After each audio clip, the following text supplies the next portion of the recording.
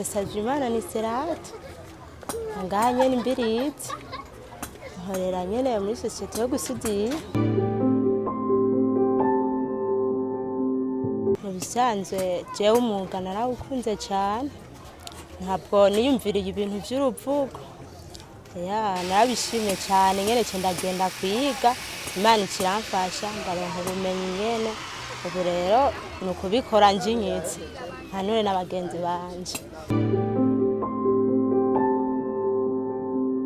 Mu bisanzwe nyene hariho abagenda baravuga burya n'umwuga w'abahungu wariko arata umwanya ngo nta kazi ngo azoronka, ngo bimenyere ngo bikora abantu b'abahungu ngo nta bakobwa ibi bavyiga.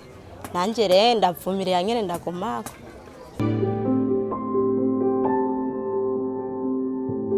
Ubwa mbere nyene ntaraza gusudira nahora ndima, rero mu nyuma ndaja kwiga, Imana ikirantera iteka ndaronka akazi.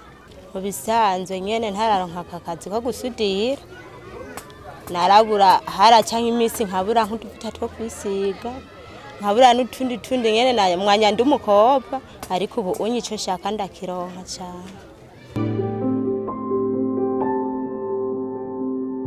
Amafaranga ndonka ngaha anye aramfasha cane, kuko nkaho hambere ntawari kumbaza nk'agakwavu canke agakoko ngo ndakamwereke, ariko ubu ngubu nyene ndiko ndabona nyene ko ndiko ndakaronka, bizotuma ntera intambwe.